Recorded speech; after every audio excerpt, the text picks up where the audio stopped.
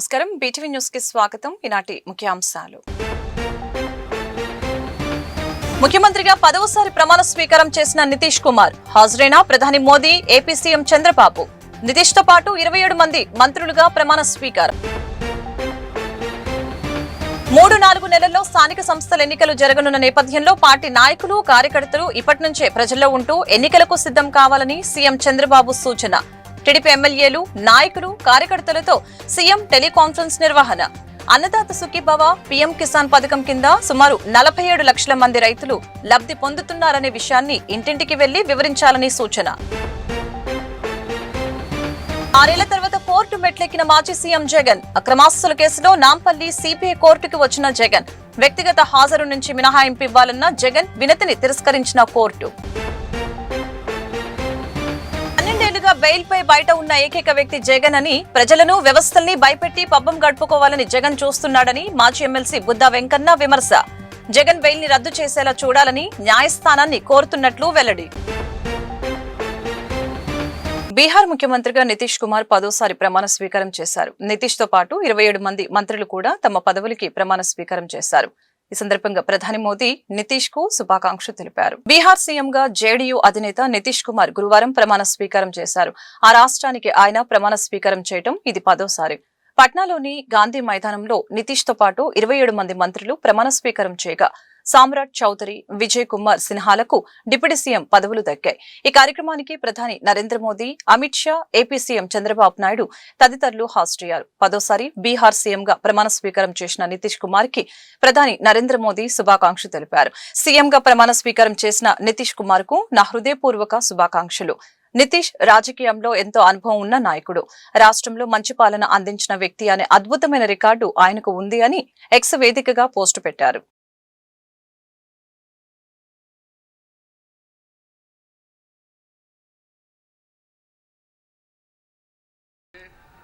प्रतिज्ञान करता हूँ कि मैं विधि द्वारा स्थापित भारत के संविधान के प्रति सच्ची श्रद्धा और निष्ठा रखूंगा। मैं भारत की प्रभुता और अखंडता अक्षुण्ण रखूंगा। मैं बिहार राज्य के मुख्यमंत्री के रूप में मैं अपने कर्तव्यों का श्रद्धापूर्वक और शुद्ध अंतःकरण से निर्वहन करूंगा तथा मैं भय या पक्षपात, अनुराग या द्वेष के बिना सभी सरकार के लोगों के प्रति संविधान और विधि के अनुसार न्याय करूंगा।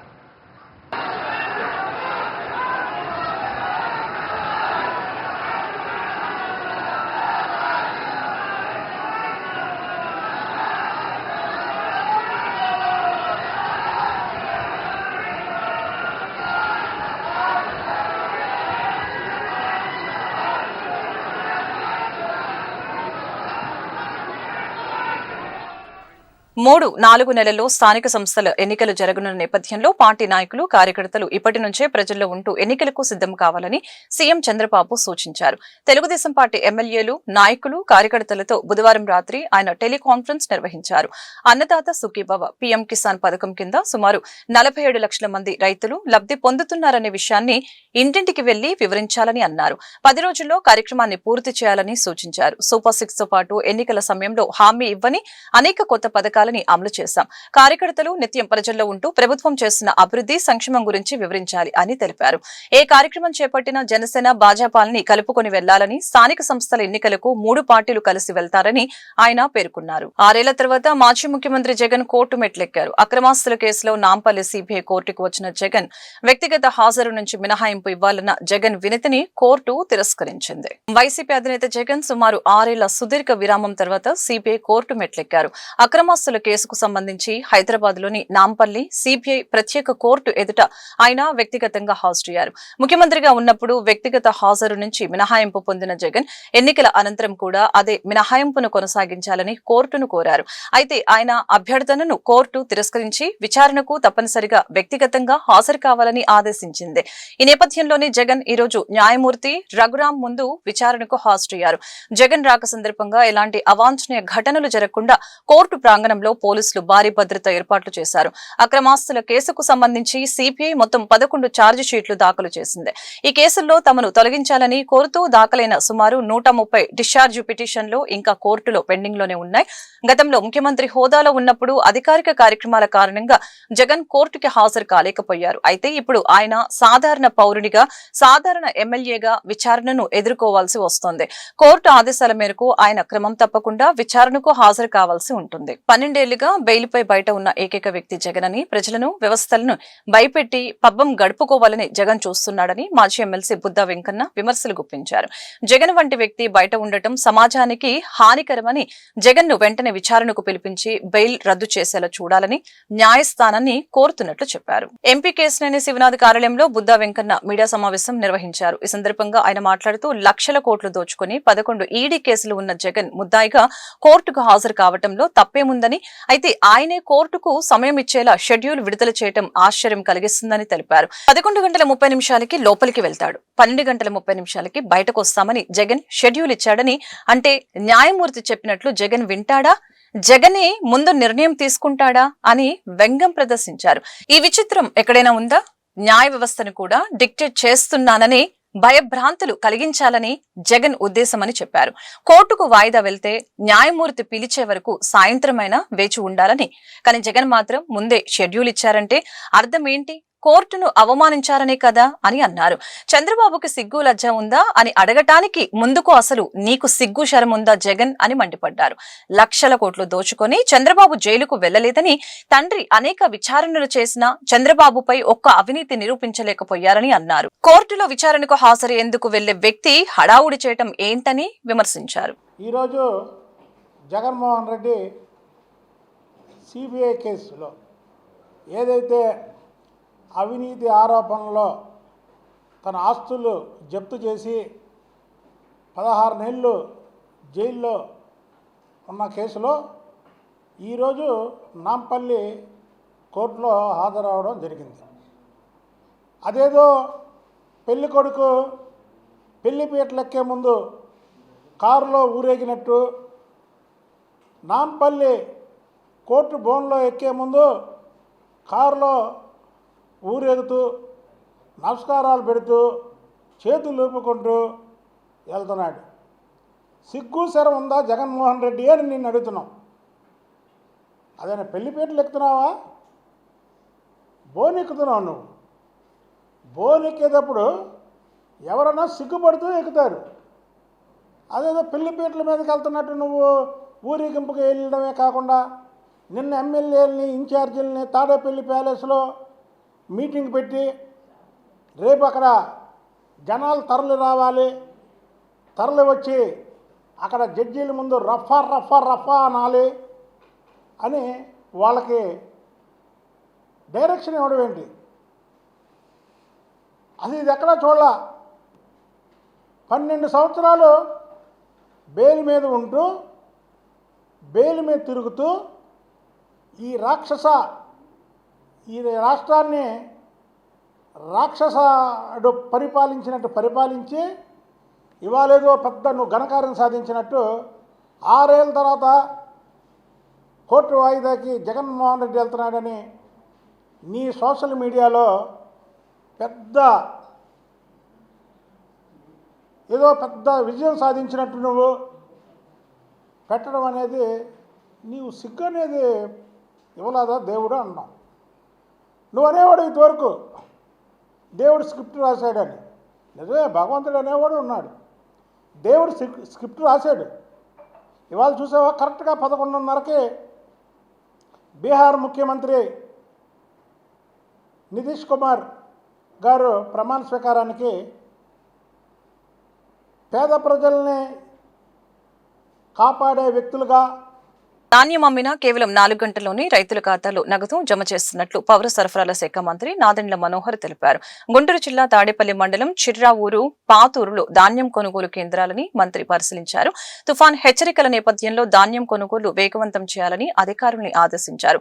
కొనుగోలులో అధికారులు నిర్లక్ష్యంగా వ్యవహరిస్తే చర్యలు తప్పవని హెచ్చరించారు. రాష్ట్రంలో 3,000 ధాన్యం కొనుగోలు కేంద్రాలు ఏర్పాటు చేశామని, 51 లక్షల మెట్రిక్ టన్నుల ధాన్యం కొనుగోలు చేస్తామని వివరించారు. 17% లోపే తేమ ఉండాలని కేంద్రం పెట్టిన నిబంధన అని, దాన్ని మాత్రమే అమలు చేస్తున్నామని స్పష్టం చేశారు. మిల్లర్లు అక్రమాలకి పాల్పడితే అనుమతులు రద్దు చేస్తామని హెచ్చరించారు. అనేది రైతుకి ఒక సంతోషంగా ఆనందంగా జరగాల్సిన ప్రక్రియ. గత పాలకులు రైతుని ఇబ్బంది పెట్టి కేవలం రాజకీయ కోణం నుంచి రైతును చూశారు తప్ప స్వార్థం లేకుండా నిజాయితీగా రైతు పడిన కష్టానికి ఆయన పంటకి కనీస మద్దతు ధర రావాలి, ప్రభుత్వం నుంచి అందించే సహాయం అనే భావన కన్నా సేవాభావంతో పనిచేసుకుంటే ప్రతి ఒక్కరికి మేలు జరుగుతున్న తత్వం 5 సంవత్సరాలు వాళ్ళని ఇబ్బంది పెట్టారు. అసలు ధాన్యం కష్టపడి పండించిన తర్వాత ఎక్కడ అమ్మాలో కూడా తెలియని పరిస్థితి. 5-6 రోజులు లారీల కింద పడుకుని మిల్లర్ దగ్గర పోయి బతిమలాడుకుని అమ్మే పరిస్థితి నుంచి ఒక మార్పు తీసుకొచ్చి గత సంవత్సరం 34 లక్షల మెట్రిక్ టన్నుల ధాన్యం సేకరించాం రాష్ట్రంలో. ఈ సంవత్సరం చరిత్ర సృష్టించబోతున్నాం.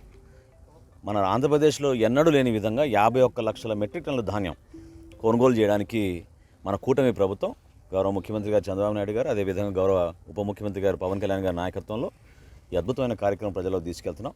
ఈరోజు మంగళగిరి నియోజకవర్గంలో తాడేపల్లి మండలంలో రైతులతోటి ఇప్పుడే వాళ్ళ సమస్యల గురించే కాకుండా వాస్తవంగా దిగుబడి ఎట్లా ఉంది, ఎటువంటి వెరైటీ వేశారు, వీటిని ప్రభుత్వం ఏ విధంగా కొనుగోలు చేస్తుందో కూడా వాళ్ళకి వివరించడం జరిగింది.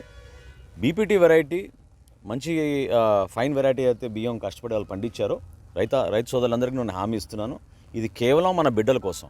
ప్రభుత్వ పాఠశాలలో 41,000 ప్రభుత్వ పాఠశాల, అదేవిధంగా 4,000 సంక్షేమ హాస్టల్స్లో ఈ ధాన్యాన్ని మేము బియ్యంగా కన్వర్ట్ చేసి మధ్యాహ్న భోజనం పథకం కింద మన బిడ్డలకి చక్కటి ఆహారం అందించే విధంగా మేము ఏర్పాట్లు గత సంవత్సరం నుంచి మొదలుపెట్టాం. ఈసారి కూడా ఆ ప్రక్రియ ఇంకా ముందుకు తీసుకెళ్తాం. 4-5 గంటల్లోనే రైతు ఖాతాల్లోకి డబ్బు జమ చేస్తాం. ఇది వాస్తవం. ఇది భారతదేశంలో ఎక్కడ జరగడం లేదు. దయచేసి 25వ తారీఖుకి కొన్ని వార్తలు మనకు వస్తున్నాయి.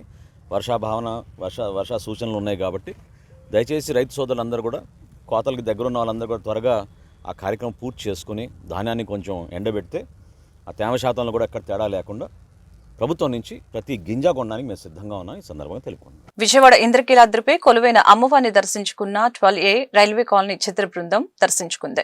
చిత్ర దర్శకుడు అనిల్ విశ్వనాథ్, కమిడియన్ జీవన్ కలిసి ఉదయం ఇంద్రకీలాద్రికి చేరుకున్నారు. వీరికి ఆలయ అధికారులు స్వాగతం పలికి అమ్మవారి దర్శనం కల్పించారు. అమ్మవారి దర్శన అనంతరం ఇరువురికి వేద పండితుల చేత వేద ఆశీర్వచనం అందజేశారు. రేపు అల్లరి నరేష్ నటించిన 12A రైల్వే కాలనీ చిత్రం విడుదల కావడంతో అమ్మవారిని దర్శించుకున్నట్లు దర్శకుడు తెలిపారు. దర్శకుడు అనిల్ విశ్వనాథ్, కమిడియన్ జీవన్ కు ఆలయ అధికారులు అమ్మవారి లడ్డు ప్రసాదం చిత్రపటాన్ని అందజేశారు. కూటమి ప్రభుత్వం అధికారంలోకి వచ్చిన తర్వాత సామాన్య ప్రజల ఆరోగ్య భద్రత లక్ష్యంగా వైద్యానికి అత్యధిక ప్రాధాన్యతనిస్తున్నట్లు విజయవాడ ఎంపీ కేశినేని శివనాథ్ తెలిపారు. విజయవాడ గవర్నమెంట్ హాస్పిటల్ కి అవసరమైన మౌలిక సదుపాయాలను, అత్యాధునిక పరికరాలను అందుబాటులోకి తీసుకువస్తామని వెల్లడించారు. నగరంలోని కొత్త గవర్నమెంట్ హాస్పిటల్ నందు విజయవాడ ఎంపీ కేశినేని శివనాథ్, సూపరింటెండెంట్ ఏ వెంకటేశ్వరరావు తదితర డాక్టర్లతో సమీక్ష సమావేశం నిర్వహించారు. ఈ సందర్భంగా విజయవాడ ఎంపీ కేశినేని శివనాథ్ మాట్లాడుతూ ప్రభుత్వ ఆసుపత్రిలో రోగుల అవసరాలపై సమీక్షించామని, ఆసుపత్రిలో అవసరమైన ఎక్విప్మెంట్ పై డాక్టర్లు ప్రతిపాదన చేసినట్లు తెలిపారు. డాక్టర్లకు కావలసిన అత్యాధునిక పరికరాలను ఖచ్చితంగా అందుబాటులోకి తీసుకువస్తామని అన్నారు. కూటమి ప్రభుత్వం అధికారంలోకి వచ్చిన తర్వాత సామాన్య ప్రజల ఆరోగ్య భద్రతే లక్ష్యంగా వైద్యానికి అత్యధిక ప్రాధాన్యతనిస్తున్నట్లు తెలిపారు. విజయవాడ గవర్నమెంట్ హాస్పిటల్ కి అవసరమైన మౌలిక సదుపాయాలను ఏర్పాటు చేస్తామని అన్నారు. సమావేశం అనంతరం జనరల్ ఆసుపత్రిలోని అన్ని విభాగాలు పరిశీలించి రోగులను పరామర్శించారు. అవగాహన చేసుకోవడానికి సూపరింటెండెంట్ గారితో పాటు అందరు హెచ్ఓడీలతో ఒక సమావేశం ఏర్పాటు చేసుకున్నాం. రోజు 3,000 మంది ఓపీ వచ్చే ఇంత భారీ ఎత్తున ఉన్న హాస్పిటల్ ఆంధ్రప్రదేశ్ రాష్ట్రంలో ఇదే అని మా అందరి యొక్క అనుకుంటున్నాం. ఇంత ఓపీ ఉన్న సమయంలో ఇక్కడ వసతులు పెంచాలి, ఏ విధంగా వసతులు పెంచాలి, అంతేకాకుండా కొత్త మెడికల్ ఎక్విప్మెంట్ కూడా కావాలి. మనం చూస్తే ఇక్కడ ఈ ప్రాంతంలో అరకొర వసతులతోనే ఇక్కడ ఉన్న డాక్టర్స్ కానీ క్రిటికల్ సర్జరీ ఎన్నో చేస్తున్నారు ఇక్కడ, చక్కగా బ్రహ్మాండంగా సక్సెస్ఫుల్గా చేస్తున్నారు. ఆ ఉన్న వసతుల్లో ముఖ్యంగా కొత్త భవన నిర్మాణం కొంచెం జరుగుతుంది, దాన్ని స్పీడప్ చేయాలి. అంతేకాకుండా క్యాన్సర్కి సంబంధించిన కొన్ని మిషన్లు మనకి రిక్వైర్మెంట్ ఉంది. వీటిలన్నిటినీ ఒక తెలుసుకుని ఈ సమస్యల్ని ఏ విధంగా రాష్ట్ర ప్రభుత్వం కేంద్ర ప్రభుత్వం దృష్టికి తీసుకువెళ్ళాలి.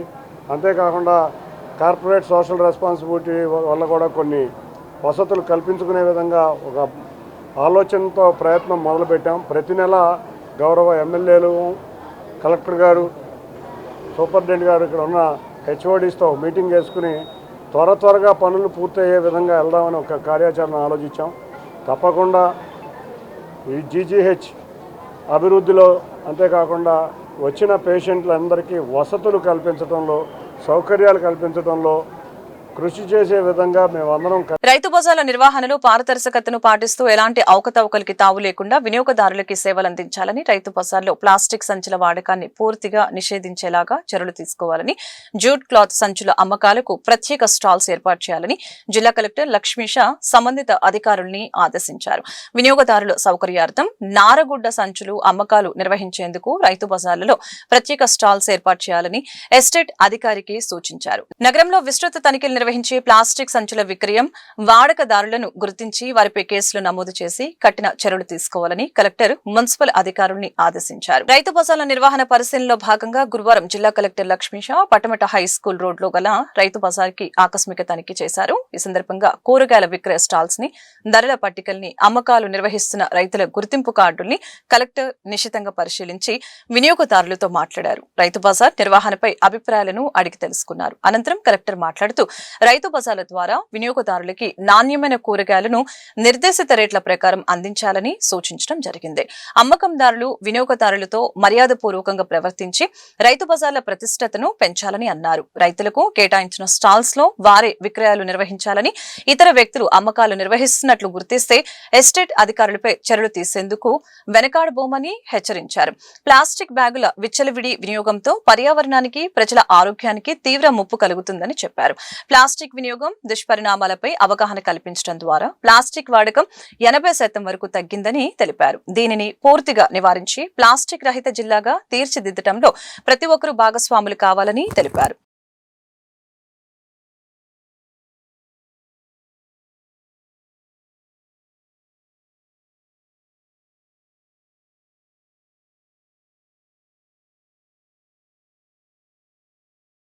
రైతు బజార్ ఇన్స్పెక్షన్ రావడం జరిగింది.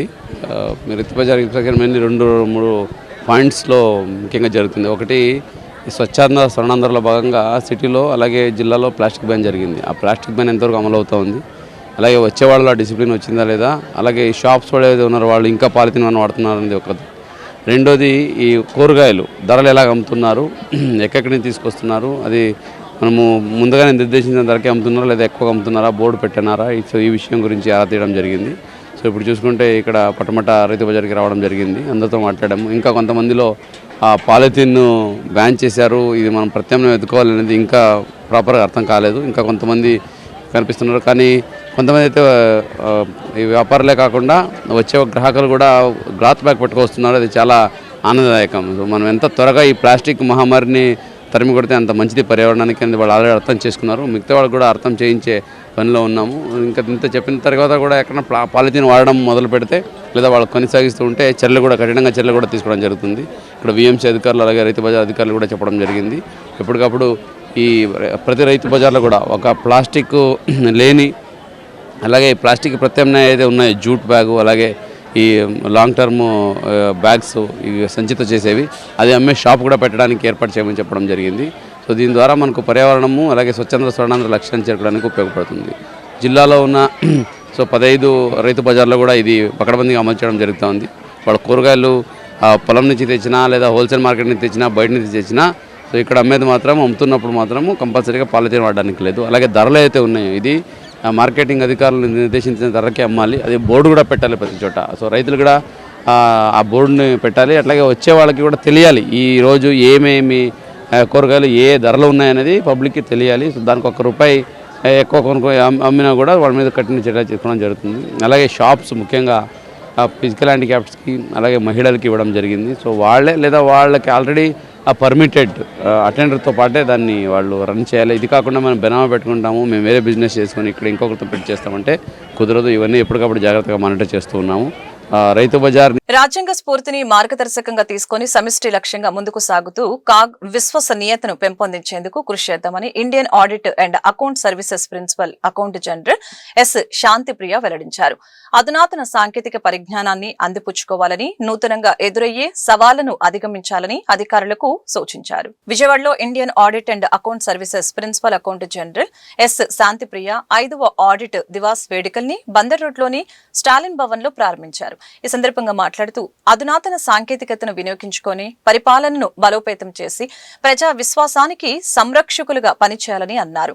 కాగ్ ఆధ్వర్యంలోని ఇండియన్ ఆడిట్ అకౌంట్స్ డిపార్ట్మెంట్ ప్రధానమైన ఆడిట్ బాధ్యతతో పాటు రాష్ట్ర ప్రభుత్వాలకు సంబంధించిన అకౌంట్స్ మరియు ఎంటైటిల్మెంట్స్ విధుల్ని సమర్థవంతంగా నిర్వహిస్తుందని తెలిపారు. దివస్ వేడుకల్లో భాగంగా క్విజ్ పోటీలు, R&A వర్క్షాప్, డ్రాయింగ్ పోటీలు, ఎయిమ్స్ ద్వారా వైద్య ఆరోగ్యంపై చర్చ, స్వయం ఆర్థిక వృద్ధిపై స్టేట్ బ్యాంక్ ఆఫ్ ఇండియాతో చర్చలు, ఆడిట్ మరియు అకౌంట్స్ వర్క్షాప్లు నిర్వహిస్తున్నట్లు తెలియజేశారు.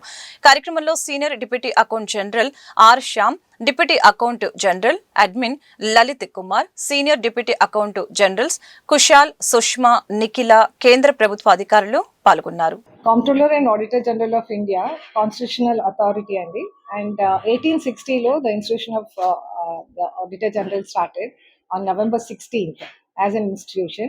And since 2021 only, audit divas celebration start అయ్యింది. So since 5 years only, audit divas ani adi headquarters lo it started on November 16th, and all over India, all the field offices lo we celebrate this in commemoration of this audit divas as a audit week. And we have various events celebration untundi, and we call all the important eminent personalities from various fields to be a part of this event. Even అంటే both cultural aspects కానీ and even అంటే functional aspects of the department గురించి అన్ని events లాగా చేసి we celebrate this audit week. So this is how we give that importance to the CAG as constitutional authority. కూటమి ప్రభుత్వం అమలు చేస్తున్న అన్నదాత సుఖీభవ, పీఎం కిసాన్ పథకాలు లక్షల కుటుంబాలకి వరంగా మారాయని ఎమ్మెల్యే బోండా ఉమామేశ్వరరావు స్పష్టం చేశారు. కేంద్ర రాష్ట్ర ప్రభుత్వాలు రైతులకి వెన్నుదన్నుగా ఉన్నాయని వెల్లడించారు. అన్నదాత సుఖీభవ, పీఎం కిసాన్ యోజన నిధుల ద్వారా 2వ విడత రైతుల ఖాతాల్లో 3,135 కోట్లు ప్రభుత్వం జమ చేసిందని చెప్పారు. గురువారం ఉదయం సింగనగర్ లోని ఎమ్మెల్యే క్యాంపు కార్యాలయం వద్ద సీఎం చంద్రబాబు నాయుడు చిత్రపటానికి రైతుల ఆధ్వర్యంలో పాలాభిషేకం జరిగింది. ఈ కార్యక్రమంలో ఎమ్మెల్యే బోండా ఉమ పాల్గొని మాట్లాడుతూ అన్నదాత సుఖీభవ పథకంలో రైతులకి 2వ విడత డబ్బులు జమ చేయడం జరిగిందని తెలిపారు. దీంతో రైతులు ఆనందం వ్యక్తం చేస్తున్నారని అన్నారు. 2024లో ముఖ్యమంత్రి చంద్రబాబు నాయుడు బాధ్యతలు స్వీకరించిన నాటి నుండి రాష్ట్రంలోని రైతాంగ సంక్షేమం, వ్యవసాయ అభివృద్ధికి పెద్దపీట వేస్తూ రైతులకు భద్రత, భరోసా కల్పించడం, వారి ఆర్థిక స్థితిని మెరుగుపరచడం జరుగుతుందని తెలియజేశారు. అలాగనే ధాన్యం కొనుగోలులో పారదర్శకత, సకాలంలో చెల్లింపులు, యూరియా, ఎరువుల సరఫరా, పెట్టుబడి సహాయం, ప్రకృతి వైపరీత్యాల నుండి రక్షణ వంటి అంశాలపై ప్రభుత్వం ప్రత్యేక దృష్టి సారించిందని తెలిపారు. 2024లో చంద్రబాబు నాయుడు గారు ముఖ్యమంత్రిగా బాధ్యతలు స్వీకరించినాక ఇవాళ రాష్ట్రంలో రైతులకు ఒక భద్రత, ఒక భరోసా దొరికింది. రైతులకు ఒక ధైర్యం పెరిగింది.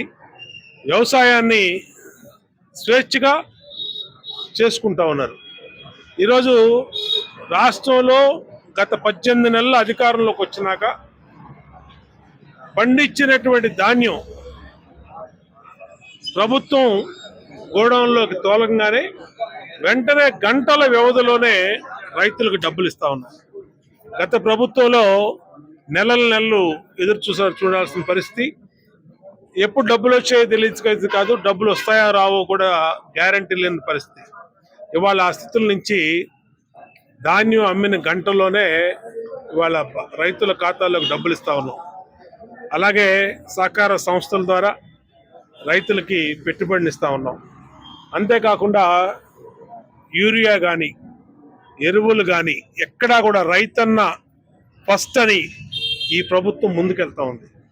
ఎక్కడా వాళ్ళ గంట కూడా వెయిట్ చేయకుండా రైతన్నులందరికీ కూడా ఎరువులు కానీ, మందులు కానీ, పండించిన తర్వాత ధాన్యానికి డబ్బులు కానీ ఇస్తా ఉన్నాం.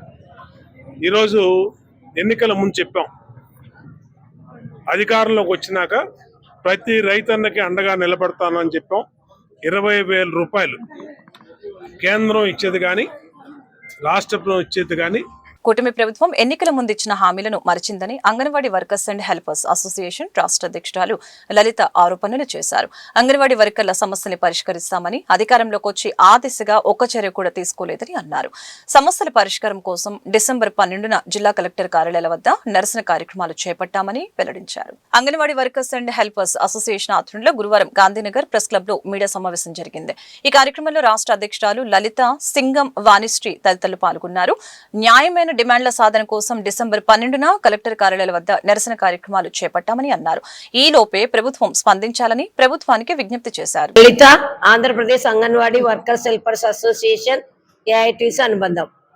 నేడు గవర్నమెంట్ వచ్చి 2 సంవత్సరాలు అయినప్పటికీ కూడా మేము 2 సంవత్సరాల క్రిందట 23వ సంవత్సరం డిసెంబర్ నెల 12వ తేదీ నుండి రాష్ట్ర వ్యాప్తంగా ఉన్నటువంటి 56,000 మంది టీచర్లు, హెల్పర్లు 3 సంఘాల ఆధ్వర్యంలో సార్వత్రిక సమ్మె నిర్వహించినప్పుడు ఈ కూటమి గవర్నమెంట్ యంత్రాంగం అంతా వచ్చి కూడా మా గవర్నమెంట్ వచ్చిన వెంటనే వేతనాలు పెంచుతాము, మిగతా సమస్యలన్నీ పరిష్కరిస్తామని హామీ ఇచ్చారు. మరి ప్రస్తుతం గవర్నమెంట్ వచ్చి కూడా 2 సంవత్సరాలు పూర్తవుతున్నప్పటికీ సంబంధ మంత్రివర్యులకు, నారా లోకేష్ బాబు గారికి, మరి సీఎం గారికి మెయిల్స్ రూపంలో, మరి అనేక పర్యాయములు ప్రిన్సిపల్ సెక్రటరీ గారికి, కమిషనర్ గారికి వినతి పత్రాలు ఇచ్చి ప్రత్యక్షంగా చర్చలు జరిపినప్పటికీ కూడా నేటికి గౌరవ వేతనాల పెంపు విషయంలో మరి కూటమి గవర్నమెంట్ నిర్లక్ష్యంగా వ్యవహరిస్తున్నారు. మరి అయినప్పటికీ కూడా గౌరవ వేతనాలు 11,500 రూపాయలు టీచర్లకు, 7,000 రూపాయలు హెల్పర్లకు, మినీ టీచర్లకు 7,000 రూపాయలు ఇస్తున్నారు. ఇది ఎంత మాత్రం సమంజసమని కూటమి గవర్నమెంట్ కు ఆత్మవిమర్శ చేసుకోవాలని హెచ్చరిక చేస్తున్నాం. మరి 2 సంవత్సరాలు అయిన సందర్భంలో కూడా మా సమస్యలు పట్టించుకోనందున 3 సంఘాల ఆధ్వర్యంలో 2 రోజుల నుండి అందరికి వినతి పత్రాలు ఇచ్చి మా సమస్యలన్నీ విన్నవించాము. వారు కూడా ప్రభుత్వంతో, యంత్రాంగంతో మాట్లాడుకోండి అని చెప్తున్నారు. అందులో భాగంగానే ఈరోజు ప్రెస్ మీట్ పెట్టాము. డిసెంబర్ నెల 12వ తేదీ రాష్ట్రంలో ఉన్నటువంటి 56,000 సెంటర్ల టీచర్లు, హెల్పర్లు అన్ని కలెక్టర్ కార్యాలయాల ముందు నిరసన ప్రదర్శనలు తెలియజేస్తున్నాము. అంతలోపే సీఎం గారు చేసిన సందర్భంగా 7 జీవోల్ని సాధించుకోవడం జరిగింది. అయితే అందులో ముఖ్యమైన జీవో వేతనాలు పెంచాలి, అది నేటికి కూడా అమలవలేదు. మా సమ్మె సందర్భంగా ఇప్పుడు కూటమి ప్రభుత్వంలో ఉన్న మినిస్టర్లు కానివ్వండి, ఎమ్మెల్యేలు కానివ్వండి, అందరూ కూడా మా టెంట్ల దగ్గరకు వచ్చి మా ప్రభుత్వం వస్తే మీకు వేతనాలు పెంచుతాము అని చెప్పేసి హామీ ఇచ్చారు. కానీ వచ్చి 2 సంవత్సరాలు అవుతున్నా కూడా నేటికి వేతనాల సమస్య అనేది పరిష్కారం అవ్వలేదు. ఇప్పటికీ కూడా మేము అనేక పర్యాయాలు మినిస్టర్ గారిని కానివ్వండి, చంద్రబాబు నాయుడు గారు కానివ్వండి, లోకేష్ గారిని కానివ్వండి, పవన్ కళ్యాణ్ గారిని కానివ్వండి, వీళ్ళందరినీ కూడా కలవటం జరిగింది. కానీ మా సమస్య అయితే పరిష్కారం అవ్వలేదు. అందుకనే డిసెంబర్ 12వ తారీఖుకి మేము సమ్మె చేసి 2 సంవత్సరాలు అవుతుంది. ఆ సింగం వాణిశ్రీ, బాపట్ల జిల్లా convener, anganwadi workers helpers association AITC అనుబంధం. ఇప్పటి వరకు మా నాయకులందరూ, 3 సంఘాల నాయకులందరూ మా సమస్యలు ఏంటనేది అందరికీ విన్నవించుకోవడం జరిగినది. ఆ మెయిన్ వచ్చేసి మాకు కనీస వేతనం 26,000 ఇవ్వాలనేది మా ప్రతిపాదన, మెయిన్ డిమాండ్. కానీ దానికి అనుగుణంగా మేము చేసే పనిని బట్టి మా వేతనం, కనీస వేతనం కాకపోయినా కనీసం మా పనికి తగ్గ వేతనం అనేది కూడా కావాలని మేము డిమాండ్ చేయటం జరుగుతుంది. సంక్షేమ పథకాల కాడ నుంచి, స్టాక్స్ కాడ నుంచి, మాకు రావాల్సిన పెండింగ్ బిల్లుల దగ్గర నుండి అన్ని విషయాలు మా నాయకులు చర్చించడం జరిగింది. ఇప్పటి వరకు 2 సంవత్సరాలు అయింది మేము ధర్నా చేసి. రేపు డిసెంబర్ 12వ తారీఖు 2 కంప్లీట్ అయ్యి 3 వస్తుంది. కానీ ఇంతవరకు ప్రభుత్వం అనేది, ఈ కూటమి ప్రభుత్వం అనేది మా డిమాండ్స్ పరిష్కారం దిశగా ఏమీ ఆలోచన చేయలేదు. కాబట్టి మా డిమాండ్స్ అనేవి ఒక్కసారి పునరాలోచన చేసి, అక్క చెల్లెమ్మలు అంటున్నారు కాబట్టి అందరము ఇక్కడ వర్క్ చేసేది మేమందరం మహిళా మండలమే. వార్తలు ముగించే ముందు ముఖ్యాంశాలు మరొకసారి. ముఖ్యమంత్రిగా 10వసారి ప్రమాణ స్వీకారం చేసిన నితీష్ కుమార్ హాజరైన ప్రధాని మోదీ, ఏపీ సీఎం చంద్రబాబు. నితీష్ తో పాటు 27 మంది మంత్రులుగా ప్రమాణ స్వీకారం. 3-4 నెలల్లో స్థానిక సంస్థల ఎన్నికలు జరగనున్న నేపథ్యంలో పార్టీ నాయకులు కార్యకర్తలు ఇప్పటి నుంచే ప్రజల్లో ఉంటూ ఎన్నికలకు సిద్ధం కావాలని సీఎం చంద్రబాబు సూచన. టీడీపీ ఎమ్మెల్యేలు, నాయకులు, కార్యకర్తలతో సీఎం టెలికాన్ఫరెన్స్ నిర్వహణ. అన్నదాత సుఖీభవ, పీఎం కిసాన్ పథకం కింద సుమారు 47 లక్షల మంది రైతులు లబ్ధి పొందుతున్నారనే విషయాన్ని ఇంటింటికి వెళ్లి వివరించాలని సూచన. 6 ఏళ్ల తర్వాత కోర్టు మెట్లెక్కిన మాజీ సీఎం జగన్. అక్రమాస్తుల కేసులో నాంపల్లి సిబిఐ కోర్టుకు వచ్చిన జగన్ వ్యక్తిగత హాజరు నుంచి మినహాయింపు ఇవ్వాలన్న జగన్ వినతిని తిరస్కరించిన కోర్టు. 12 ఏళ్లుగా బెయిల్ పై బయట ఉన్న ఏకైక వ్యక్తి జగన్ అని, ప్రజలను వ్యవస్థల్ని భయపెట్టి పబ్బం గడుపుకోవాలని జగన్ చూస్తున్నాడని మాజీ ఎమ్మెల్సీ బుద్దా వెంకన్న విమర్శ. జగన్ బెయిల్ ని రద్దు చేసేలా చూడాలని న్యాయస్థానాన్ని కోరుతున్నట్లు వెల్లడి. ఈ వార్తలు ఇంతటితో సమాప్తం. మరొక బులెటిన్ మళ్ళీ కలుద్దాం. నమస్కారం.